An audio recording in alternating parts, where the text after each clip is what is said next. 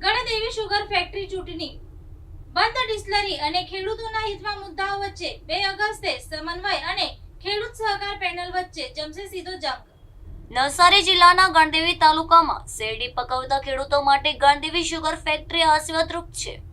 પરંતુ વર્ષ 2023માં ગણદેવી શુગરના ચેરમેનને રાજીનામે આપ્યા બાદ શુગરની ચૂંટણી કાયદાકીય ગુચના કારણે અટવાઈ હતી। ત્યારે હાલ સુપ્રીમ કોર્ટના આદેશ અનુસાર આગામી 2 ઓગસ્ટ 2026 ચૂંટણી યોજાવા જઈ રહી છે,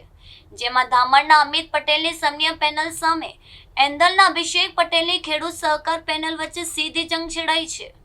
જેમાં અમિત પટેલ દ્વારા શુગર ફેક્ટરીમાં બંધ ઇથેનોલની ડિસ્ટિલરીનો મુદ્દો છેડી શુગર ફેક્ટરીના શાસન પર આરોપ લગાવી સત્તા મેળવવા મથામણ શરૂ કરી છે, જેની સામે અભિષેક પટેલે ડિસ્ટિલરી કાર્યરત હોવાની વાત સાથે 80 લાખ લીટર ઇથેનોલ બનાવ્યા બાદ તેની આવક કરતાં વધુ મોલાલીસ વેચીને વધુ આવક મળતી હોય તો ખેડૂતોના હિતમાં નિર્ણય કરી ફેક્ટરીની આવક વધારવા સાથે ખેડૂતોને શેરડીનો પણ વધુ ભાવ અપાયો છે, પરંતુ વિરોધીઓ ફેક્ટરી અને ડિસ્ટિલરી મુદ્દે સભાસદોને ભરાવવાનો પ્રયાસ કરી રહ્યા હોવાની વાત સાથે ચૂંટણી સકારાત્મકતાથી લડવાની તૈયારી કરી છે। બીજી તરફ નિષ્ણાતો પણ ચૂંટણીમાં ખેડૂતોનું હિત જળવાય એ જ જરૂરી હોવાનું માની રહ્યા છે, કારણ ઓછું થતું પિલાણ અને તેની સામે ખાંડની રિકવરી પ્રભાવિત થઈ છે। જો કે શેરડીનું રોપાણ વધારી પિલાણ વધારવા સાથે બાય પ્રોડક્ટની પણ આવક કેવી રીતે વધે એના ઉપર ધ્યાન આપવાની જરૂર છે। બદલાતા સમય સાથે ખેડૂતોના હિતમાં નિર્ણય લઈને વધુમાં વધુ આવક મેળવી ખેડૂતોને વધુ ભાવ મળે એના પ્રયાસો કરવા જરૂરી છે। સભાસદો માટે મુખ્ય મુદ્દા છે કે ખેતીની અંદર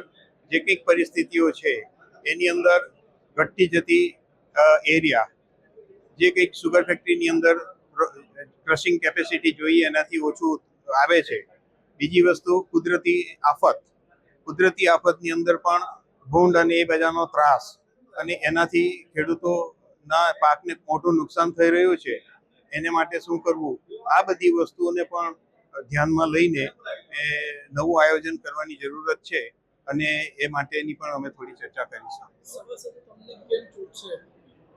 સભાસદોને માટે જે કામો કર્યા છે એ સભાસદોને વિશ્વાસ છે અને કેટલો સમય સુગર ફેક્ટરીની અંદર આપીને અને સુગર ફેક્ટરીની જે કંઈક વ્યવસ્થાઓ છે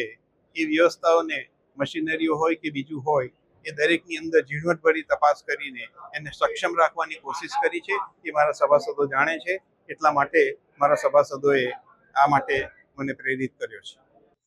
ખાંડ ઉદ્યોગ મંડળ ગણદેવી સુગર ફેક્ટરીની ચૂંટણીમાં નવસારી અને જલાલપોર તાલુકાની કુલ 4 સીટો આવેલી છે, જેના સંદર્ભમાં વિભાગ 6 જે અમને લાગુ પડે છે, વિભાગ 6 ના લગભગ 24 ગામો સંદર્ભે આજે અહીંયા 18 ગામોના સભાસદો ઉપસ્થિત રહ્યા હતા અને સર્વાનુમતે મારા નામ એટલે કે અમિત પટેલના નામ ઉપર મહોર મારી છે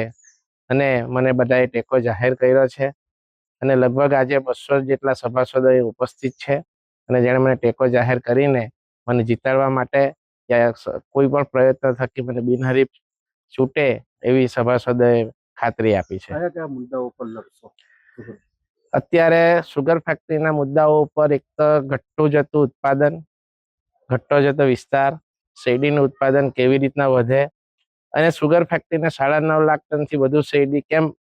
મેળવવી અને અત્યારે જે ઇથેનોલ પ્લાન્ટ 130 કરોડ રૂપિયાથી વધુનો ઇથેનોલ પ્લાન્ટ બનાવ્યો છે, જે અત્યારે હાલ 3 વર્ષથી કાર્યરત નથી થયો, એને કાર્યરત કરીને સભાસદોના હિતમાં અને સભાસદોને 2 પૈસાનું વધારે વળતર મળે એ પ્રમાણે એ હેતુથી અમે કામો કરીશું। ઇથેનોલ ફાયદાલાયક છે કે નુકસાનલાયક છે? ઇથેનોલ ફાયદાકારક છે એ રીતના કે ધારો કે મોલાસીસમાંથી જ્યારે ઇથેનોલ બનાવવામાં આવે છે, અત્યારે ગુજરાત એટલે રાજ્ય સરકાર, કેન્દ્ર સરકાર જ્યારે પેટ્રોલની અંદર 20% મિશ્રણ કરે છે અને એ ફાયદારૂપ અત્યારે મોલાસીસના ભાવ ઓછા હોય અને ઇથેનોલનો બનાવે તો આપણને ફાયદાકારક નીવડે છે। કેટલી સીટો છે ટોટલ? ટોટલ 16 સીટો છે, 12 વિભાગની 12 સીટો છે, જેની અંદર નવસારીની 4, ચીખલીની 3, ગણદેવીની 2, મહુવાની 1, માસદાની 1 અને વલસાડની 1, તેમજ 2 મહિલા અનામત છે, 1 અનુસૂચિત જનજાતિ માટેની અનામત છે અને 1 બ વર્ગની સીટ છે, એમ કુલ 16 સીટો આવેલ છે।